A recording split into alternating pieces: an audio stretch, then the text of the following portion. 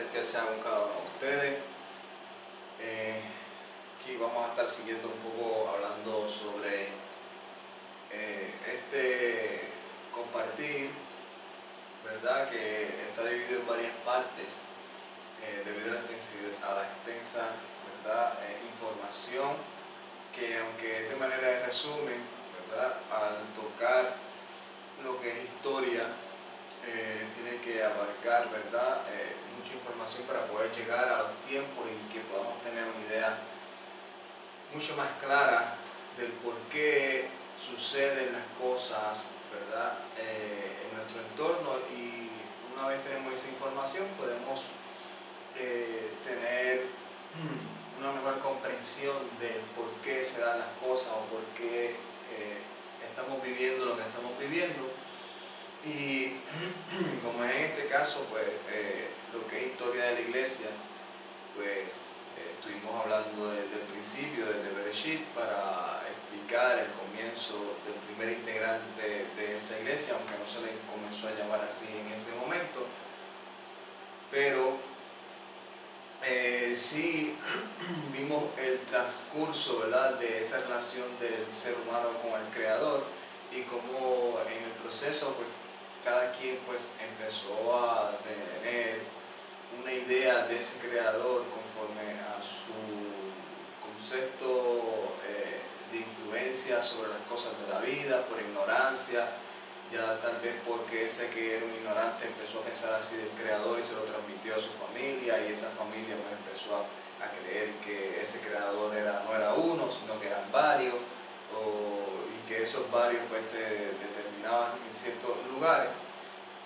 Pero llegó el punto, ¿verdad?, donde nos estamos enfocando más, que es en el área de lo que es la Kehilá o la iglesia, ¿verdad?, que tiene que ver mucho con el término bíblico, que es basado en el libro que nosotros tenemos hoy, que le llamamos como Biblia. Y en ese concepto estuvimos hablando de muchas cosas. Dentro de todas esas cosas estuvimos hablando de esos primeros que siguieron el Derech Elohim o el camino de Elohim, y luego cómo se fue desarrollando una vez ellos transgredieron, pecaron de manera, se podría decir ya nacional, al punto que tuvieron que pasar varios exilios, luego regresaron, hasta que llegó el Mesías, esa promesa que se le había hecho al pueblo de Israel de manera de profecía, el cumplimiento, cómo ese Mesías empieza a modelar y a dejar trazado el camino que nos lleva hacia el Elohim verdadero o al Dios verdadero, y que esos discípulos empezaron también a enseñarlo. Sin embargo, tuvieron mucho encontronazo con los de su mismo pueblo, que decían que ese Mesías que ellos predicaban no era el Mesías que para ellos era el que se supone que tenía que venir. Y en todo ese proceso también vimos como cuando esa palabra sigue llegando a los goín, a nosotros los gentiles, también hubo otro recelo por medio del pueblo, porque uno de los puntos de vista que tenía ese pueblo o ese pensamiento del judaísmo ya en esa época era de que el mensaje de los mandamientos y de Mesías no era para nosotros, sino era más nacional y no de manera generacional a nivel en el mundo. Y con todos esos procesos vimos cómo esas personas, a pesar de que tuvieron mucha aceptación de muchas personas, tuvieron que lidiar con la ideología que ya tenían los gentiles, con los problemas que estaban pasando con las persecuciones de los romanos, porque estaban persiguiendo a aquellos que sí estaban en Israel pero que no creían en el Mesías, y que se estaban gestionando, se gestionó una revuelta contra el imperio que terminó con la destrucción del templo. Y en todo ese proceso vimos cómo había muchas cosas por las que se tuvieron que enfrentar estos discípulos del Mesías. Y vimos que una dentro de ellas fue el sincretismo religioso que muchos querían hacer, la influencia del judaísmo rabínico, no bíblico, sino desde el punto de vista del pensamiento de los amigos, de los sabios de ellos. Vimos cómo también se tuvieron que enfrentar al imperio romano en un cierto tiempo. También tuvieron que experimentar también lo que era la mitología griega, que los romanos la adaptaron. dentro de todas esas cosas, el gnosticismo, muchas cosas que se tuvieron que enfrentar, y entre todos esos enfrentamientos es donde nos encontramos. Nos encontramos en donde se están enfrentando aún ya no es los discípulos del Mesías huyendo de la persecución de los romanos solamente, ni de aquellos judíos que obviamente pues, dejaron la persecución contra los seguidores del Mesías porque fueron aplastados por el emperador romano, ¿verdad? No tenían ya fuerzas para dedicarse a este grupo que estaba sirviéndole al Eterno conforme a las palabras del Mesías, sino que estaban enfocados ya, ¿verdad?, en cómo sobrevivir sobre esa planadora del emperador romano hacia eso. Pero vimos que los seguidores del Mesías tuvieron también que lidiar también con esa persecución de los romanos, que por razón de que ellos, su estilo de vida era bien parecido y bien similar al de aquellos israelitas o judíos que vivían ahí, que no creían en el Mesías, pero que sí se habían revuelto, se habían rebelado contra el imperio, pues los confundían y vimos que esos mandamientos, que ellos no se veían como parte o diferentes al pueblo de Israel, sino que se veían como un pueblo que había experimentado las revelaciones, ¿verdad?, del Padre por medio del Mesías, por medio de sus discípulos, de que las profecías que se habían profetizado por medio del profeta acerca del Mesías se habían cumplido, y que el Mesías ya había muerto y había resucitado para darle vida a todo aquel que creyera en él. Y dentro de eso hubo muchos problemas doctrinales vimos varias personas que estaban diciendo no, para que nos diferenciemos de estas personas, para que no nos sigan persiguiendo, vamos a tener un estilo de vida, y empezaron a hacer sincretismo y a pedir a aquellos discípulos del Mesías que vivieran una vida que el Mesías no les mandó. Vimos que lamentablemente por la fuerza de voluntad y el poder que ejercían estas personas, aunque todavía no eran los que gobernaban en el imperio, pero sí tenían mucha influencia. Vimos cómo se estuvieron, cada quien se estuvo ubicando en diferentes lugares, ¿verdad? Y si podría decir así para poder entenderlo, cada quien tenía su sede, y cuando empezaron a tener diferencia unos con otros, empezaron a catalogarse como enemigos, y empezó, como decir, el poder, ¿verdad?, a ejercer la fuerza de poder, a ver quién tiene más fuerza que quién.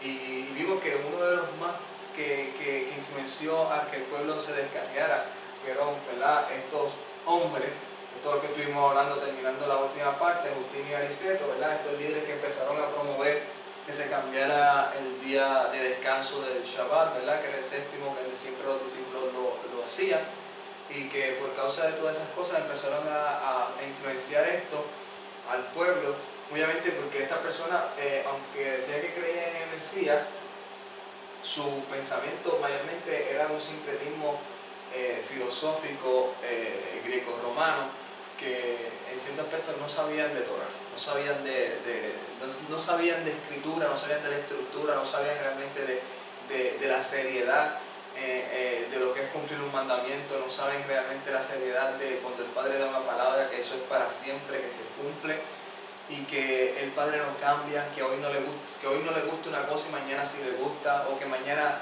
le gustaba una cosa y hoy ya no le gusta, que el Padre cuando hace un pacto, lo hace un pacto, ¿verdad?, y que Él no se puede contradecir a sí mismo.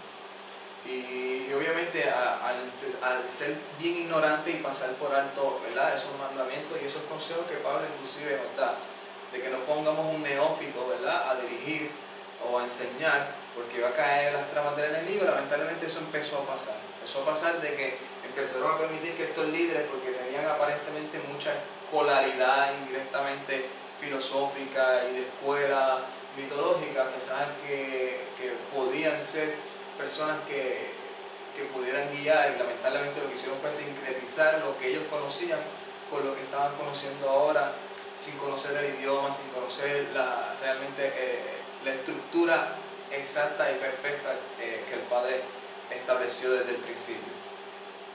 Y vimos que no solamente empezaron a cambiar los mandamientos, cumpliendo también una de las profecías, ¿verdad?, que en los últimos tiempos también la gente se le iba a enfriar el amor por el prójimo, o sea, le iba a importar lo menos posible cumplir un mandamiento, sobre todo. Porque el mandamiento realmente, aunque a veces no lo vemos desde ese punto de vista, el mandamiento realmente también demuestra cuánto tú amas al prójimo. Por ejemplo, y uno de ellos es el Shabbat, el séptimo día. Cuando nosotros estudiamos y profundizamos en esto, nos damos cuenta que una de las manifestaciones más grandes del amor al prójimo y del amor al eterno que nosotros manifestamos con nuestras acciones es cuando nosotros entramos en un proceso de Shabbat. Porque el Shabbat no solamente es algo individual, es algo también grupal. Es cuando yo no solamente tomo un cese, sino también le doy un cese al siervo, le doy al compañero, ¿verdad? En este caso, vamos a poner ejemplo que yo sea un dueño de un lugar y yo no solamente ceso, sino también cesan todos mis empleados, ¿verdad? Amo a mi prójimo porque así mismo como yo descanso, ellos también necesitan descansar, ¿verdad? También habla de que también el animal, darle descanso al animal, darle descanso, ¿verdad? A muchas cosas de la naturaleza. Y ahí estamos manifestando el amor al prójimo. Estamos diciéndole al prójimo, yo te aprecio, yo te quiero también y yo no quiero que tú vivas una vida ajetreada. Yo no voy a excluirte a ti de mis comodidades. Yo no voy a decir, yo voy a cumplir un mandamiento porque me conviene, porque no hago nada este día. Indirectamente se pueden hacer muchas cosas, pero supongamos no hago nada de trabajo, no me esfuerzo en nada, pero tú no, tú tienes que trabajar. No, el caso del mandamiento es también darle descanso a lo que es al prójimo, ¿verdad? También habla también de que otra de las cosas que promovieron esta gente fue, ¿verdad?, de lo que es cambiar los tiempos y las ocasiones, cuando el Padre deja saber que eso no es lo del diseño de él. El diseño de él siempre fue que sus tiempos establecidos permanecieran para siempre. Vimos un ejemplo, o hay un ejemplo dentro de la Escritura, un hombre llamado Jeroboam, que por causa de que la gente no siguiera subiendo en los días establecidos al Mishkan o al templo de Jerusalén, estableció otros tiempos y otras cosas, y el pueblo se sintió forzado para obedecer a este rey. Lamentablemente lo que hicieron fue que acarrearon juicios sobre ellos, y la mayoría de las veces que aparecen los juicios o las reprensiones o las disciplinas al lado norte, ¿verdad?, al lado de Israel, de las 10 tribus, dicen porque ustedes siguieron el camino de sus padres Jeroboam, ¿verdad? Y vimos como inclusive Daniel dice que en los últimos tiempos, o en los tiempos, ¿verdad?, que también pasó en lo de los macabeos, el diseño siempre del enemigo es que nosotros cambiemos las leyes del Eterno, porque el enemigo no puede hacer algo en contra de nosotros. El ser humano como tal no puede hacer algo contra nosotros porque nosotros estamos cubiertos bajo la cobertura del Eterno. Pero si nosotros nos salimos de esa cobertura violando un mandamiento y transgrediendo contra el Padre, entonces el Padre empieza a traer una disciplina sobre nosotros, la cual es para nuestro bien, pero como ser humano a nosotros no nos gusta. Inclusive, ¿por qué? Porque a veces esas disciplinas pueden hasta llegar hasta la muerte, ¿verdad?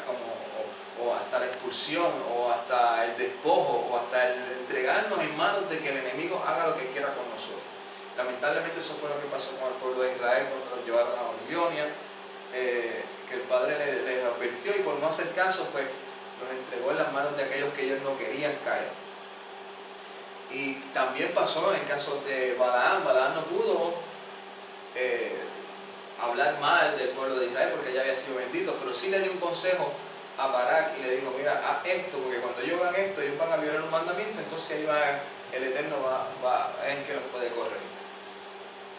Y sin embargo, lamentablemente caímos otra vez en el mismo error. Estas personas se dedicaron a promover y a hacer que el pueblo se descarriara. Sin embargo, siempre hubo una resistencia, ¿verdad? Vimos que siempre hubo una resistencia donde un hombre que se conoce, ¿verdad?, en la historia, dice que los encaró, que llamado Policarpo, y le dijo, no, nosotros no vamos a obedecer eso que tú dices, nosotros vamos a cumplir inclusive las palabras que dijo Kefa o Pedro, que dijo, es mejor obedecer al Eterno que obedecer a los hombres. Y le dice a los líderes del pueblo de Israel, juzguen ustedes, díganme ustedes qué es lo mejor, obedecer a ustedes o obedecer la voluntad del Eterno. Vimos también que después hubo otro hombre llamado Eleuterio, ¿verdad?, en el año 178, donde también promovió a que violaran otro mandamiento más, que era el seguir, dejar de estar guardando la alimentación que el Padre nos da para nuestro provecho y que ya se podía comer de todo. Vimos que se olvidó, ¿verdad?, que un año anterior ya los perseguidores del imperio estaban persiguiendo a uno de los seguidores de Yeshua, incluyendo al pueblo de Israel, ¿verdad?, que no creía en Yeshua, pero también a los seguidores de Yeshua, y les mandaban a que comieran cosas que ellos sabían que la escritura decía que no debían de comer, para probar su fidelidad, y muchos de ellos murieron. Y esto se les empezó a llamar el martirio de León, ¿verdad?, porque fueron los mártires que murieron por esa causa. Vimos que el último emperador del siglo II, ¿verdad?, Víctor I, fue el primero que empezó a ejercer el poder y empezar a decretar que si tú estás exiliado, puedes usar el poder contra otras personas que los encaraban a ellos, a los líderes de la sede de Roma, porque le decían, no, ustedes te están corrompiendo, eso no se debe hacer. Y es bien importante aclarar estos puntos, porque cuando lleguemos a lo que los otros sistemas que se están dando, ¿verdad?, que son mayormente a los que hasta el día de hoy se mantienen, ¿verdad?, porque estamos hablando se podría decir, de sectas o de personas que creían en el Mesías, pero que hoy en día no tienen un nombre específico, pero son parte de aquellos que después vamos a ver cómo se reúnen y se empiezan a llamar de cierta manera, y siempre hubo resistencia ante esa institución. Pero es bien importante porque a muchos de nosotros a veces se nos dice, no, todo esto pasó en el 325 en el Concilio de Nicea. No hemos llegado todavía ahí, pero aclaro todos estos puntos para que las personas vean que antes del Concilio de Nicea hubo otro concilio, pero también antes del Concilio de Nicea ya se estaba gestando entre todos esos líderes de Roma y de otros lugares, todas estas cosas que en el Concilio de Nicea, pues vamos a ver después cómo se oficializó de manera legal en el imperio. Pero sí, ya desde antes había muchos líderes religiosos que promovían esto, que creían esto y que tenían muchas peleas y se mataban entre ellos por causa de estos conflictos doctrinales. Luego, obviamente, estos emperadores que se aliaron con el emperador fueron los que lograron, ¿verdad?, que se oficializara como una ley oficial. Y vimos que también empezaron a haber los debates sobre la persona de Yeshua. Y es bien interesante, ¿verdad? Aquí dice que Pablo de Samazota, uno de los líderes de Antioquía, defendía que Yeshua es el Mesías, pero que no era Elohai. O sea, que Yeshua era el Mesías, pero que no era Dios. Y entre los líderes de Alejandría defendían que Yeshua sí era Dios. Es bien importante porque aquí estamos viendo Antioquía y estamos viendo Alejandría, no estamos viendo Roma. Es bien importante esto, es bien importante entender que uno era de una sede de Antioquía y otro era de la sede de Alejandría. Uno era de una escuela y otro era de otra escuela. Y cada quien pues estaba tratando de definir al Mesías, a Yeshua el Mesías, o como muchos lo conocen como Jesús, pues lo estaban tratando de definir conforme a sus conceptos mitológicos y filosóficos y greco-romanos, de Platón, de Aristóteles, de otras filosofías, de muchas de las otras creencias que ellos tenían. Así no estaban definiéndolo conforme a lo que dice la Escritura, conforme a lo que dice la Torá, conforme a lo que dice, sino conforme a lo que ellos tenían como escolaridad, que obviamente estaban creyendo en el Mesías de Israel como se lo habían escuchado y lo habían presentado, pero eran ignorantes en cuestión de los conceptos de quién es el Eterno y quién es el Mesías y quiénes son, ¿verdad?, los ángeles, quiénes somos nosotros. Conceptos bíblicos ellos lo estaban viendo conforme a los conceptos, se podría decir, griegos o filosóficos. Y obviamente dentro de ellos, pues uno empezó a irse por un lado y dijo, no, él no es el Dios, él es un simple hombre y es el Mesías. Y otros dijeron, no, él no es el Mesías, ya él no es el Mesías, ya él es Dios. Él es el Dios y siempre ha sido Dios. Aquí vamos a ver, ¿verdad? Traigo un mapa, ¿verdad?, geográfico para que vean más o menos dónde quedaba. Este es el área de Antioquía, que está más al lado occidental. Este es el área de Alejandría, está un poquito más al área sur, occidental o sur, ¿verdad?, casi oriental. Aquí está Roma, por aquí, ¿verdad? Aquí, Roma. Aquí está Roma, el área de aquí, y entre estas dos escuelas, porque había una escuela en Antioquía y otra escuela en Alejandría, estaban, inclusive en este lado de aquí, todavía hay un grupo donde se le dicen los coptos, que viven en el área de Egipto, y todavía tienen esta misma creencia, ¿verdad?, de que Yeshua nunca vino en carne ni nada, él siempre fue Dios, y lo que vino fue un holograma, porque él no puede ser un hombre, él sí es Dios.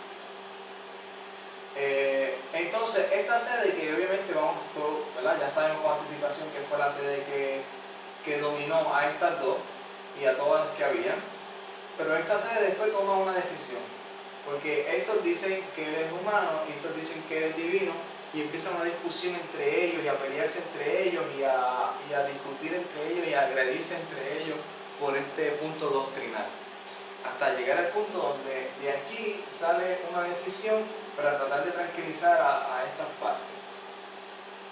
Y vamos a ver lo que dice aquí. Aquí dice Orígenes, en el 185 al 254, después de Mesías, se fue discípulo de Clemente Alejandrina, publicó un escrito apologético titulado Contrasenso. Esta otra persona dice: fue el primero en el cristianismo en dividir al hombre como poseedor de espíritu, alma y cuerpo. Como filósofo de orientación platónica, trató de combinar la filosofía griega y la religión cristiana. Desarrolló la vida de Cristo como logos de Juan, dándole la interpretación como palabra o verbo encarnado, en la cual está con el Padre, con el Padre desde el verbo encarnado, el cual está con el Padre desde la eternidad, pero también enseñó que el Hijo se encuentra subordinado al Padre en poder y dignidad. Doctrina que, además de otras como la preexistencia del alma, fueron criticadas con severidad por muchos de sus coetáneos, autores posteriores. Las teorías que se desarrollaron a partir de su doctrina fueron el eje de controversia importante durante la Edad Media. Esto es bien importante, ¿verdad?, porque Orígenes es una de las personas que influenció, ¿verdad?, mucho en esa época. Después aparece un hombre llamado Tertuliano, que dice que fue natural de Cartago, norte de África, aceptó la fe en Yeshua en el 193, o Jesús, ejerció la abogacía en Roma, combinó sus entrenamientos como conocedor de leyes filosóficas, retórica, y a eso sumó sus conocimientos del latín y del griego para desarrollar sus obras. Gana prominencia como escritor religioso, considerado como uno de los primeros padres de la Iglesia. Fue el primer teólogo religioso que escribió en lengua latina. Cree que era la lengua común en la mitad occidental. Ya aquí la lengua que estaba influenciando ya no tanto era el idioma griego, sino era el latín del imperio, y por tanto su pensamiento influyó notablemente sobre toda la teología occidental. El primero en utilizar el término trinitas en sus escritos. Si se dan cuenta, sabía mucha filosofía y leyes, pero nada de la fe hebrea ni de las palabras de Yeshua y sus discípulos. Es bien importante esto, porque si ustedes ven, hasta que este hombre no empezó a influenciar esto, nadie hablaba de una Trinidad. Ni se peleaban los discípulos del Mesías por una Trinidad,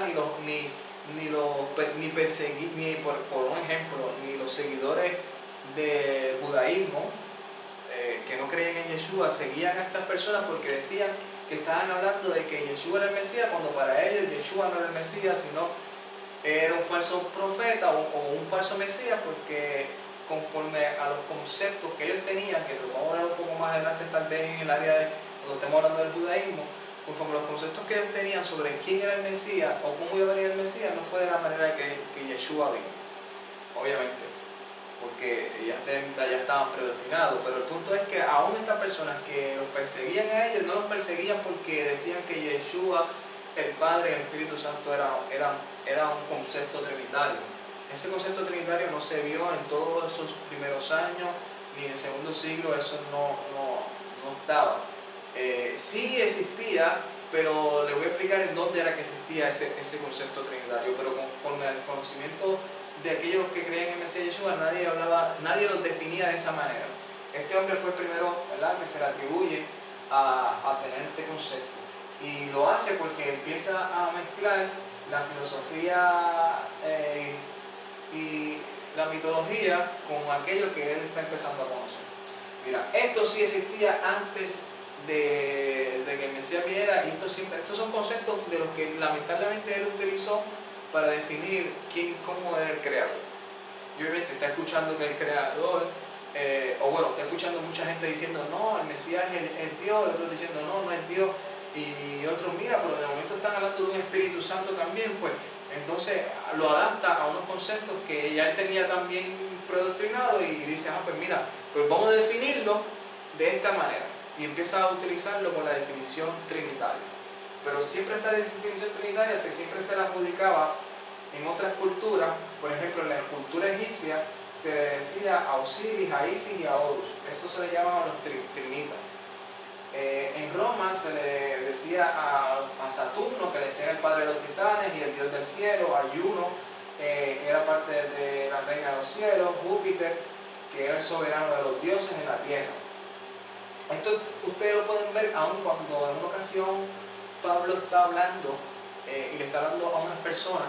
Esas personas dicen que hicieron sacrificio y Pablo los quiso, ¿verdad?, aguantar para que no le hicieran sacrificio, y como quiera lo hicieron, y dijeron que los confundieron y empezaron a llamarle a Pablo de uno de estos nombres. Si no me equivoco lo estaban diciendo Júpiter o Saturno, pero uno de estos nombres le empezaron a llamar a Pablo, y el que lo acompañaba, que si no me equivoco en ese tiempo no sé si era Bernabé, ¿verdad?,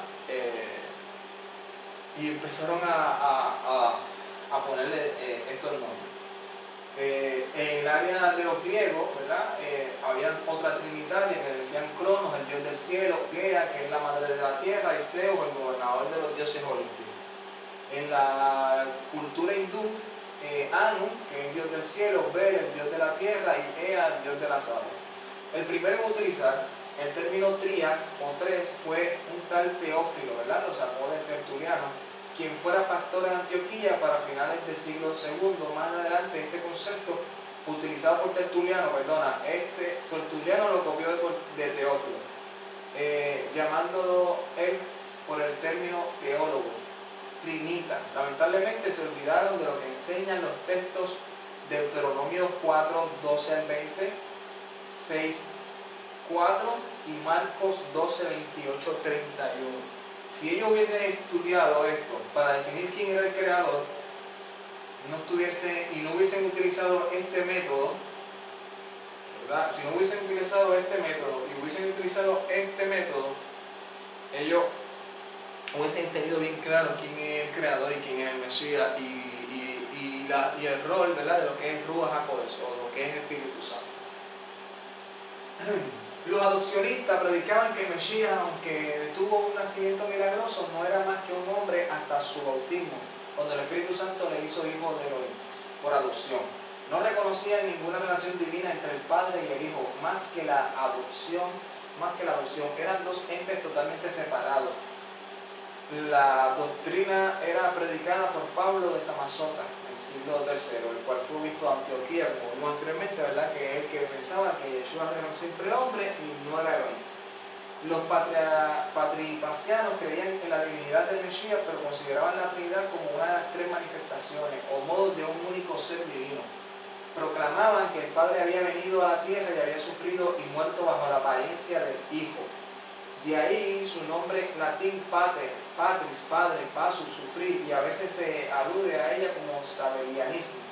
Esta doctrina fue predicada por el obispo Sabelio en el siglo III, quien como ejemplo para explicar su posición doctrinal de la Trinidad decía que utilizaba el sol y sus efectos, calor y luz, como parte de un todo y no de tres cosas distintas. Él utilizaba ese ejemplo filosófico y decía, mira, así como el sol es uno solo, pero el sol raya, ¿verdad?, tiene unos rayos de luz y también ejerce o emerge calor, pues, y todo es eso, o sea, el calor y los rayos no se diferencian y no son aparte de lo que es el sol. Dice, así es el concepto del creador. Constantino, el primero, el grande, aquí ya vamos a llegar a ver lo que es Constantino, y es bien importante entender que cuando Constantino hace esto, ¿verdad?, ese concilio de Nicea, le vamos a explicar por qué fue que lo hizo. Dice, emperador romano, el primero de ellos convertido al cristianismo, cuando fundador de Constantinopla, la actual Estambul, capital del Imperio Romano de Oriente, y más tarde el Imperio Bizantino, hasta el 1453. En el 313 prolonga el conocido edicto de Milán, el cual se prolonga la libertad religiosa en el imperio, autorizando a restaurarse las propiedades que se le había confiscado a la iglesia.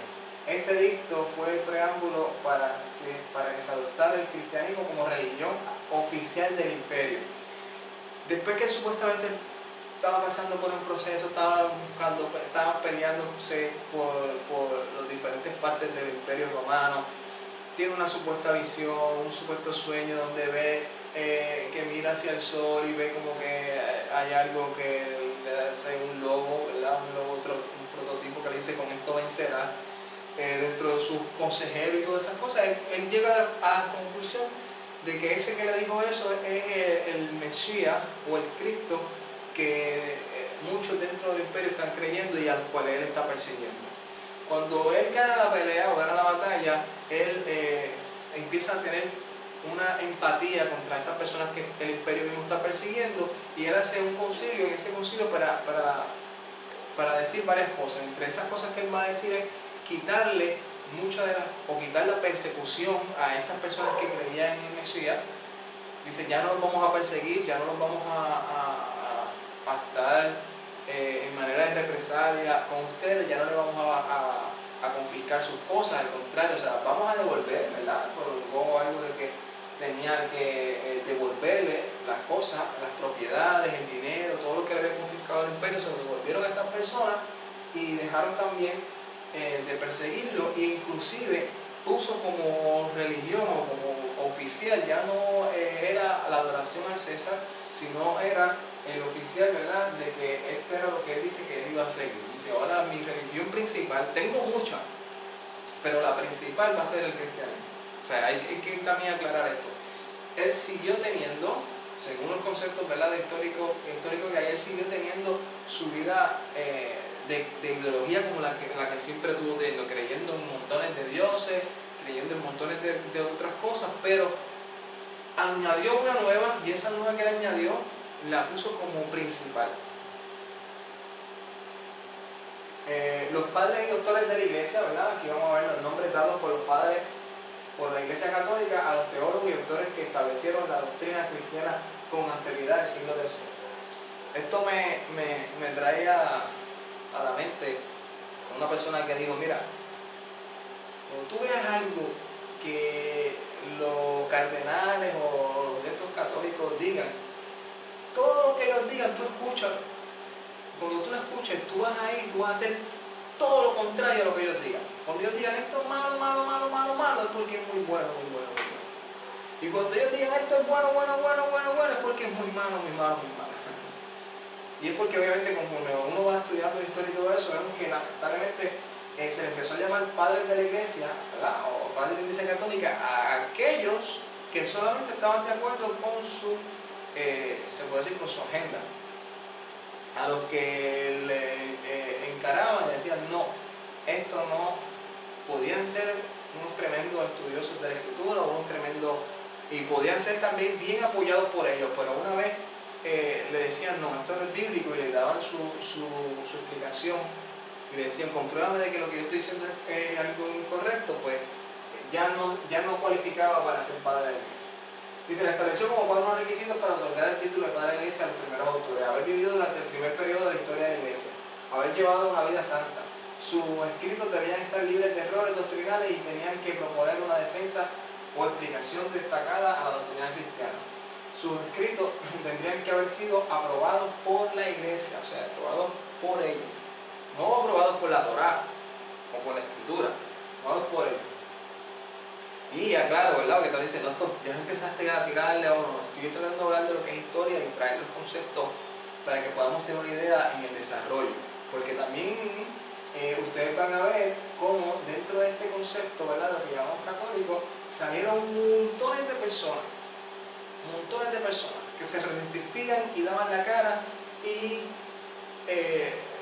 eran personas que seguían la escritura, que seguían la palabra, que vivían la escritura, y que estaban llevando a esas personas a que se retractaran en eso. O sea, y eran de ese mismo grupo. O sea, que no es todos los que estaban en esta institución, que después se fue oficializando, se portaron de una manera equivocada. Lamentablemente tuvieron que pagar con la vida, pero se defendieron su fe. Los primeros padres orientales, vernáculo griego, ¿verdad?, que pudieron bajo la influencia de la filosofía griega fueron Clemente de Alejandría, Justino Mártir y Orígenes. Sin embargo, los padres occidentales, principalmente Tertuliano, mismo el que pronunció lo que es el concepto trinitario, Gregorio I y Jerónimo, que vamos a hablar un poquito más adelante de él. Doctores de título que viene del latín, doctor eclesia, otorgado a la Iglesia Católica, un grupo exclusivo de maestros de esa fe religiosa. La persona así llamada tiene que haber sido canonizada. Este concepto canonizado que solamente lo otorga esta institución católica. Previamente y haberse distinguido por su erudición. La proclamación tiene que ser realizada por el Papa o por un concilio ecuménico. Los principales doctores de la Iglesia fueron los teólogos occidentales Ambrosio, Agustín de Hipona, Jerónimo y el Papa Gregorio I, que fueron nombrados en el 1298, mucho después que murieron. Los doctores de la Iglesia de Oriente son Anastasio, Basilio Juan Crisóstomo y Gregorio Nacianceno. Fueron nombrados en el 1568, un año después de que se designara como la misma condición a Tomás de Aquino, y las mujeres que recibieron este título de, ¿verdad?, de ser canonizadas fueron, o los que lo han alcanzado, fueron Catalina de Siena y Teresa de Jesús en 1970 y Teresa del Niño Jesús en el 1997. Hay que aclarar que hasta en la época que estamos ahora, o sea, no en la época que estamos hoy, sino en la época que estamos hasta este momento, que aproximadamente estamos en el 325 al Concilio de Nicea, todavía no estaba el concepto de que el líder de esa institución se le catalogaba como papa. Todavía no, por ejemplo, ni a quien ellos dicen que son los que ellos dicen que son descendientes o procedentes de, ¿verdad?, de ese trono que el Mesías aparentemente le dio a Pedro o a Kefa, pues ni Kefa ni ninguno de los demás otros, ni hasta este momento ninguno de ellos se enteró de que ellos fueron papas de una institución católica romana. Ninguno de ellos. Aquí empieza un nombre, ¿verdad?, que también aparece, que es el arrianismo, ¿verdad? Recibió el nombre de su autor Arrio, nativo de Libia, estudió en la escuela teológica de Luciano, Antioquía, donde se formaron también otros seguidores de esta doctrina. Después de ser ordenado sacerdote de Alejandría, Arrio se vio inmerso en el 319 en una controversia con su obispo relativa a la divinidad del Mesías. Negaba la total divinidad de Yeshua, o Jesucristo como muchos lo conocen, el conflicto con las enseñanzas y predicaciones de Arrio. Radicaba en el modo en que configuraba las relaciones entre Dios y su Hijo, el Verbo hecho hombre. Según los arrianistas, el Hijo de Dios no gozaba de la misma esencia del Padre, sino que se trataba de una divinidad subordinada o de segundo orden, puesto que había sido engendrado, geneto, como mortal, afirmación que se fundamentaba en antiguos escritos del cristianismo y en especial en algunos comentarios de Orígenes. Este hombre empezó a contradecir el término trinitario. Digo, no, ¿qué trinidad de qué? El Mesías es Yeshua y él no tiene la misma esencia del Padre. Es el Hijo del Padre, él está subordinado al Padre, aunque se utilizó algunos escritos del cristianismo, ¿verdad?, que se deduce que fueron parte de la Escritura, pero más se especializó, ¿verdad?, en la teoría que planteó este hombre Orígenes, que también dijo que el Mesías no era Dios. Pero, ¿verdad?, todos los debates mayormente están en teorías filosóficas, aunque tal vez algunos están diciendo algo más parecido a lo que dice la Escritura, pero conforme al término histórico, hasta ahora mayormente no estaban utilizando tanto lo que eran los textos bíblicos. Para Arrio y sus seguidores, la esencia de Dios, fuente rectora de los cosmos, creadora y no original, asiste con la eternidad. Convertía al Verbo en una criatura que gozaba de la condición divina. En efecto, pero en cualquier caso, en la medida en que el Verbo participaba de la gracia y siempre subordinado al Padre y en su voluntad. Aquí empezó a utilizar, ¿verdad?, cuando dijo que utilizó algunos escritos del cristianismo, empezó a utilizar lo que es el Evangelio de Juan 10:27 al 30 y 14 al 28. El Hijo era de sustancia semejante, ¿verdad?, homoousios, no la misma, Homo Ousios, fue finalmente deportado en el 325 a Liria debido a sus creencias, pero el debate sobre su doctrina pronto involucró a toda la iglesia y conmocionó durante más de un siglo. O sea, por él defender su punto de vista, fue exiliado. Recuerden que vimos que uno de los primeros que empezó a utilizar esta fuerza contra aquellos que los contradecían fue Víctor I, y aquí ya lo siguen utilizando, y más cuando la iglesia o la religión oficial del imperio es el cristianismo. O sea, que ya estas personas tienen no solamente un poder jerárquico religioso, sino también tienen el apoyo del emperador para tomar estas decisiones.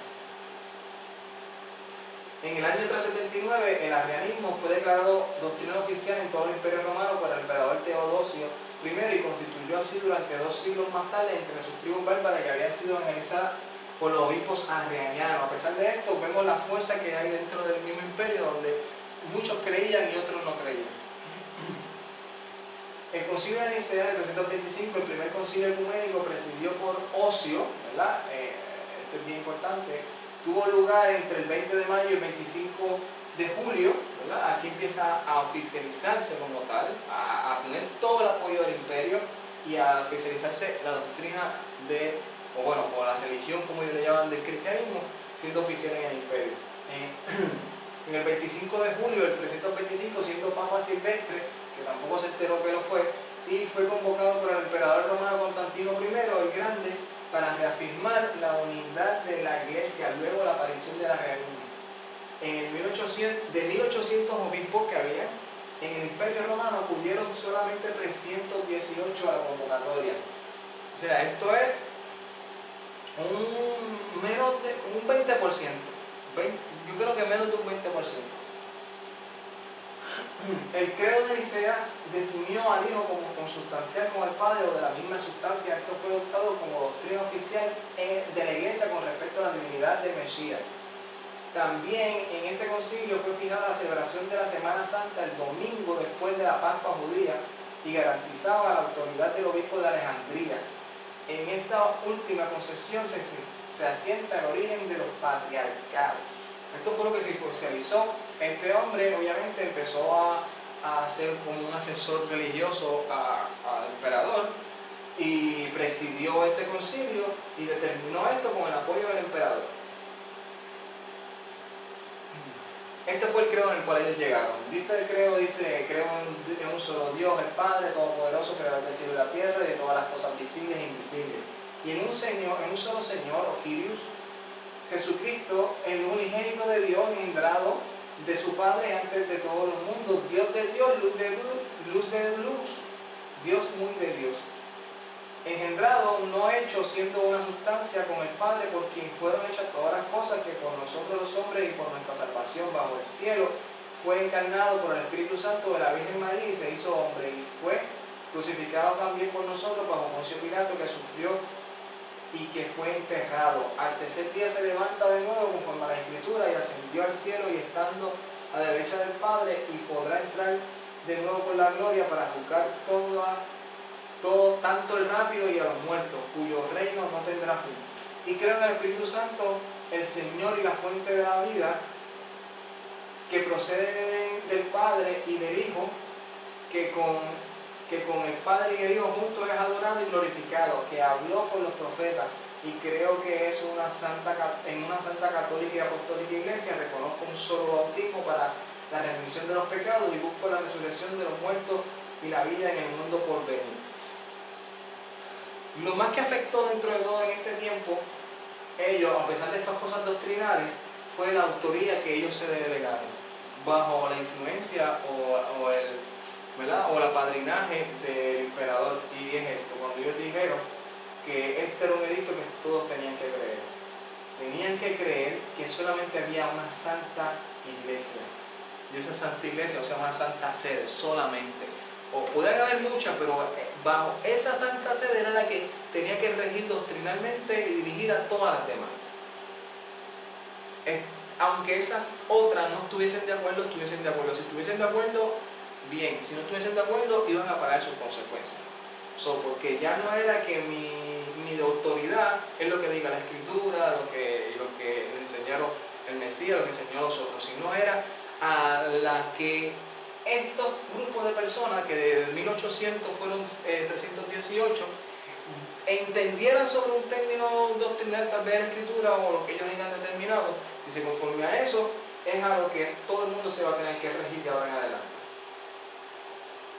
El primer credo, así llamado, se adoptó en el primer concilio de Nicea, en el 325, para tratar la controversia relativa de la Trinidad, de las personas de la Trinidad. Tenía como misión enfrentar temas como la divinidad de Cristo e introdujo la palabra como oisios, en griego igual, de la misma sustancia, para sustituir el término homoisis, que es parecido, de su sustancia parecida. Arrio defendía la teoría que mantenía que el Hijo era una sustancia diferente de la del Padre, siendo una criatura mucho más perfecta que cualquier otra utilizada por Dios para los trabajos posteriores de la creación. Este decía, no, Él es más alto que todo el mundo, que todos los ángeles, que todo lo que tú te puedas imaginar, menos que el Padre. Y esta gente decía, no, Él es más alto que todo, y es el Padre también.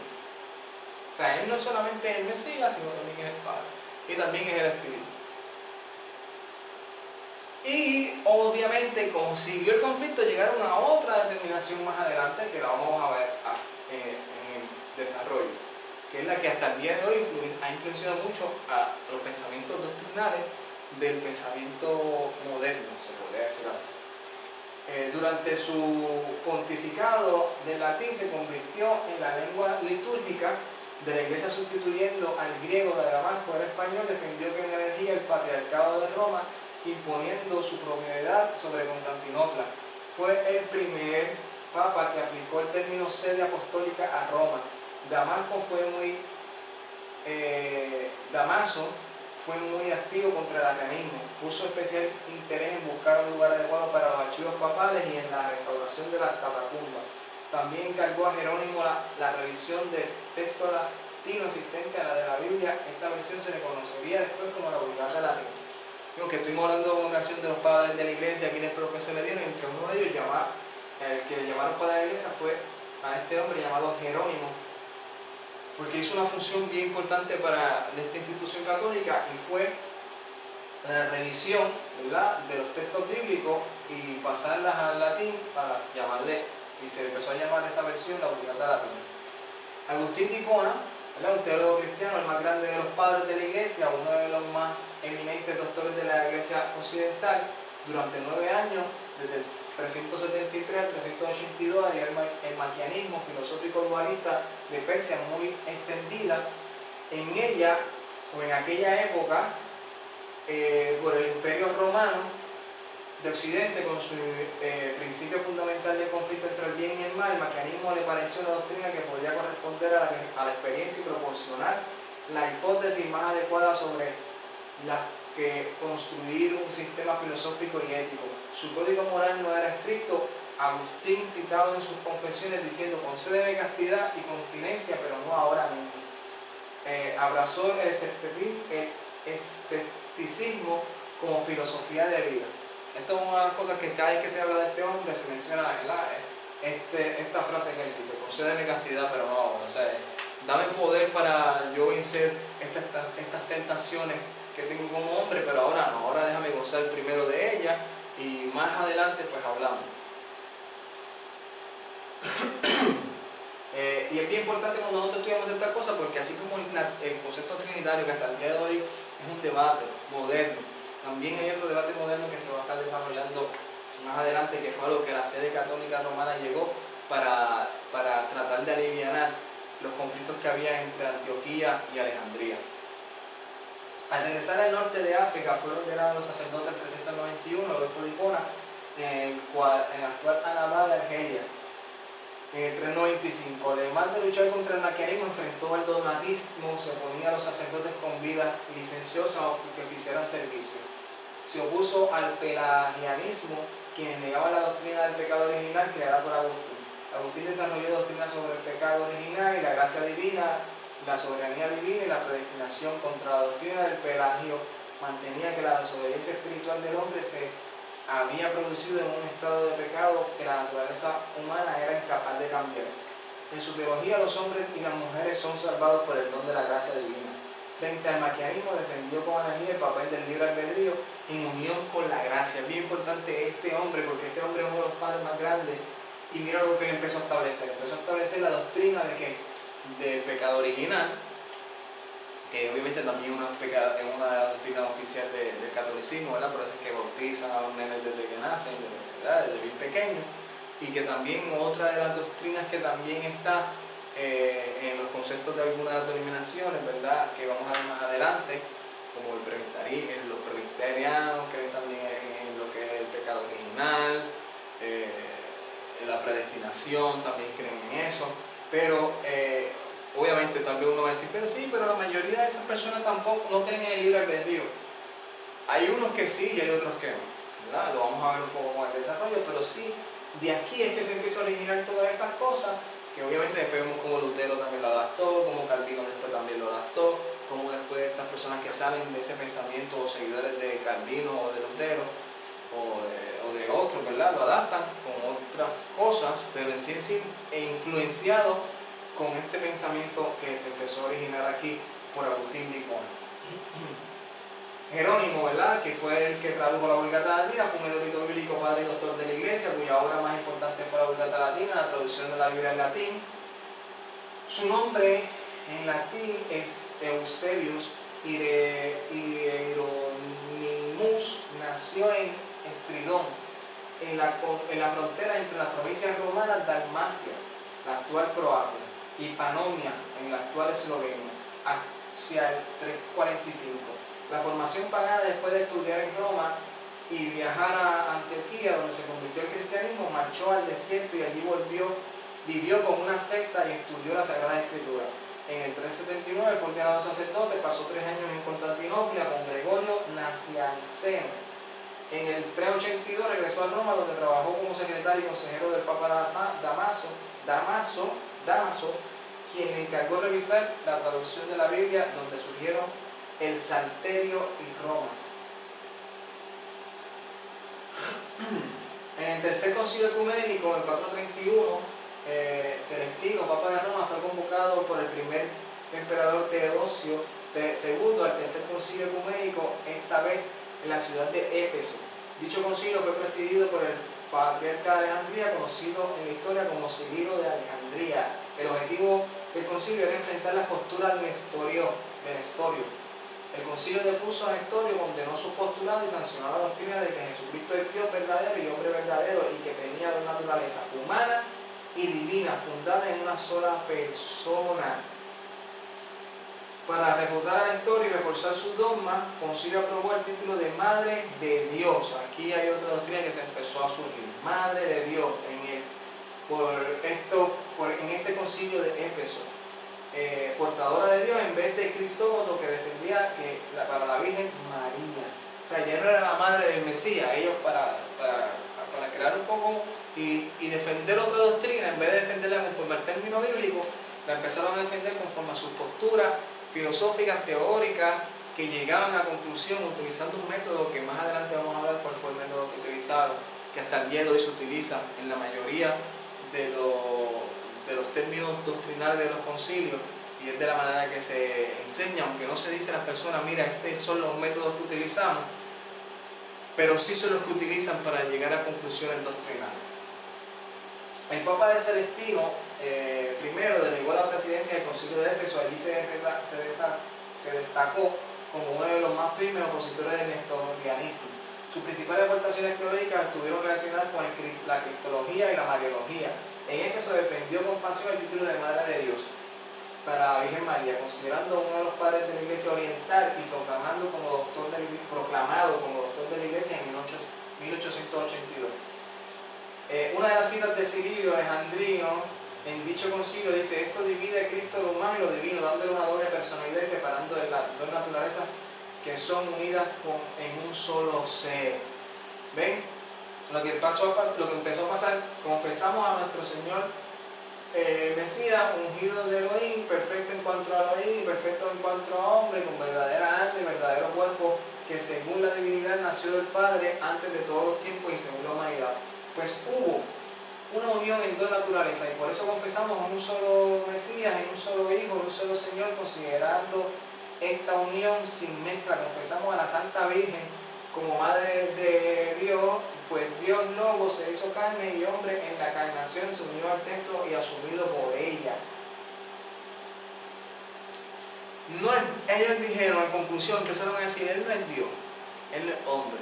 Él tuvo las dos naturalezas, Él era Dios y era hombre a la vez. Así trataron de asimilar, ¿verdad?, ese conflicto que había.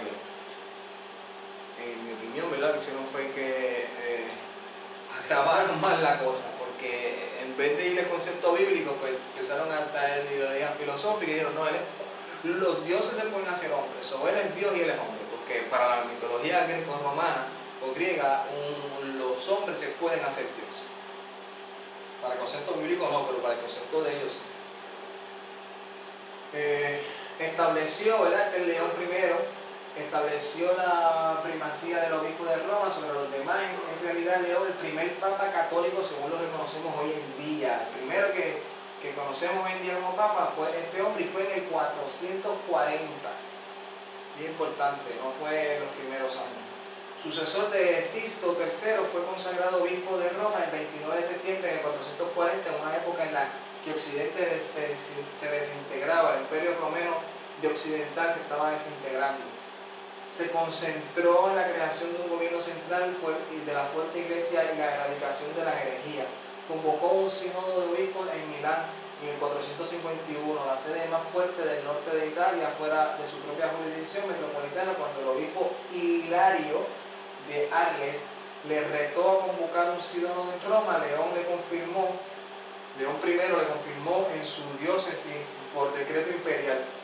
Su mayor triunfo fue el concilio de Calcedonia, presidido por sus propios emisarios. Se convocó para condenar el eutiquianismo.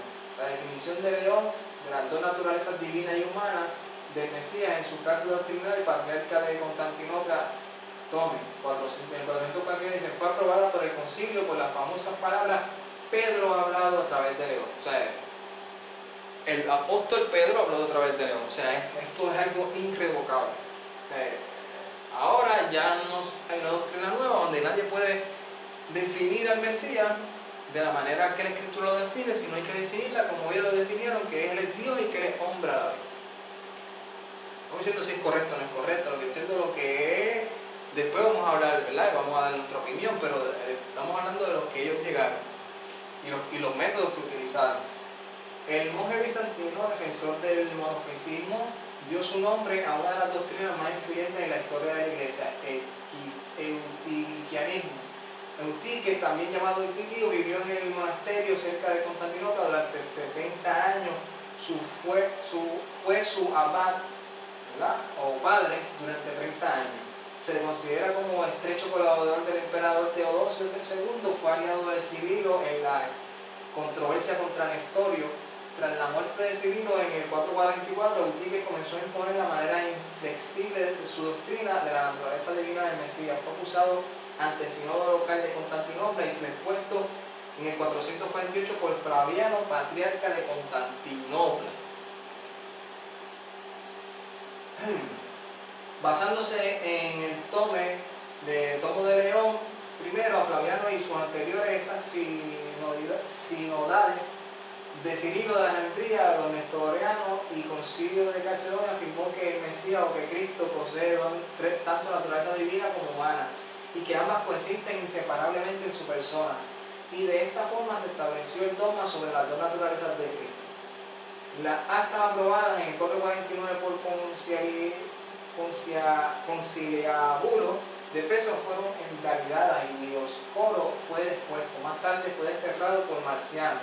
El concilio de Calcedonia provoca la primera división importante en el seno de la Iglesia Católica, entre ellas la Iglesia Armenia, la Iglesia Copta y la Iglesia Jacobita. Son separadas y excomulgadas. El concilio condenó como herético el docetismo y prohibió la ordenación sacerdotal a cambio de dinero.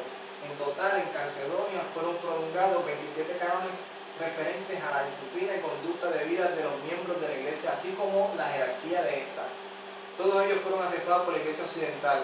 Un 28º canon no reconocido por León I hubiera otorgado al patriarca de Constantinopla una posición preeminente entre los patriarcas orientales, en una situación jerárquica similar a la del Papa Romano en Occidente. O sea, si se hubiera aprobado otro canon, hubiese una sede bien parecida a la de Roma en el área oriental. Y vemos que por causa de esos problemas se fueron dividiendo y se empezaron a decir, unos se les llamaban los jacobitas, otros los coptos. Y dimos un ejemplo, ¿verdad?, cuando vimos el mapa de que uno de ellos hasta el día de hoy permanecen ahí, le dicen los coptos, y viven en el área de Egipto, viven como, igual que los sacerdotes, como si fueran sacerdotes romanos, como si fuera, pero es pequeño y se llaman los coptos. Y vamos a leer esta parte. Gregorio el Grande, Papa, nació en Roma, esto fue en 590-604. Fue hijo de un senador y bisnieto del Papa Félix III. Ya murió aquí Constantino, ya aquí estamos hablando de otras personas. Con estos importantes vínculos destacó de inmediato en la administración y en el año 570 fue nombrado prefecto de Roma. Decidió muy pronto convertirse en monje y para el año 575 convirtió su propiedad familiar en un monasterio dedicado a San Andrés. En el año 594 evitó la invasión lombarda de Roma después de acordar el pago de un tributo anual. Gregorio, el papado, asumió el liderazgo político en Italia y reunió sus territorios repartidos por todo el país en un solo que más tarde se convertiría en los estados pontificios, también conocidos como los patrimonios de San Pedro. Defendió la primacía eclesiástica de Roma sobre el patriarca de Constantinopla, así como sobre los demás obispos de la Iglesia. Se le atribuye la incorporación del canto gregoriano. Adoptó medidas en pro del celibato. Algunos sacerdotes eran casados antes de ejercer como curas, en lo que Gregorio se oponía. Introdujo como doctrina la del purgatorio como lugar intermedio para aquellas personas que no estaban en total comunión con la Iglesia de Roma, para lo cual introdujo como remedio un sistema de penitencia contra contriciones, confesiones y penas y castigos. Luego de la persona fallecer necesitaba el rosario o de una misa para poder salir de este lugar y poder entrar al cielo con Dios. Decía que la misa era un sacrificio en el que Cristo era inmolado nuevamente. Importante lo que hizo este hombre llamado Gregorio, porque nos está hablando de cómo este hombre se estableció un sistema para imponer su sede de Roma, que ya estaba como sede oficial, por encima de todas las demás, hasta llegar al punto donde empezar a doblegar a las demás. Y entre una de ellas fue a los de Constantinopla, que tenían otra sede.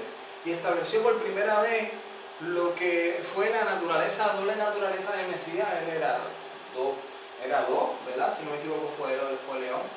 Pero sí trajo lo que fue también el purgatorio, cosa que hasta el día de hoy la institución católica romana todavía sostiene. Lo que son las penitencias, lo que son el celibato, todo lo que nosotros vemos hoy moderno todavía, que vemos moderno en el sistema católico romano, se empezó a ejercer en varios años anteriores, pero este fue el que lo oficializó. Y empezó a hablar de rosarios, empezó a hablar de misas, empezó a hablar de que los sacerdotes que hasta ese tiempo se casaban, tenían hijos, tenían muchas cosas, ¿verdad?, que ellos decían como seres humanos, como hombres. Pues él dijo, no, el que quiera ejercer el sacerdote tiene que ser un proceso de celibato. Él fue el que empezó de una manera forzosa a obligar a estas personas a actuar de esta manera. Hoy en día, pues obviamente ellos deducen que si quieres ser sacerdote tienes que abstenerte de todas estas cosas, ¿verdad? En el caso del otro lado, ¿verdad?, aquellos que también están pensando, pero es que yo conozco sacerdotes que se casan, sí, pero esos son los anglicanos, ¿verdad?, los del otro lado que estaban aquí y por otras cosas que vamos a ver en un momento dado se separan.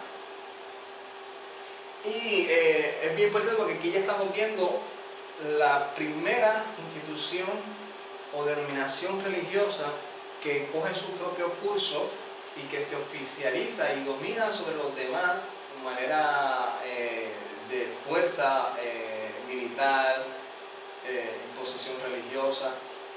Y cuando vemos esto, nos vamos a dar cuenta de que de esta institución es que salen la mayoría de todas las demás, pero también hay que destacar y reconocer que de esta institución también salen personas que defendieron la fe. Y hubo unas personas que nunca fueron parte de esta institución y que hasta el día de hoy se han mantenido creyendo en la palabra del Padre Celestial y han sido perseguidos, han dado su vida, han creído que vale la pena perder las cosas materiales por la obediencia al Creador de los cielos y la tierra. Así que nos veremos hasta la próxima ocasión, donde ya estamos entrando en lo que son los tiempos de nosotros. Ya vimos la primera institución que se sale del sistema bíblico oficialmente, porque ya vimos que antes de eso ya había muchos que se habían salido doctrinalmente, pero de manera oficial, que coge el imperio para dominar también de manera religiosa. Vemos aquí la primera y cómo se está gestando. Así que la paz de nuestro Padre Celestial sea con cada uno de ustedes. Shalom. Lolis Hoa, Yeshua Haderek, Haimet, Hachaim. Shalom Ubrajo Lekolam. Ay, tate.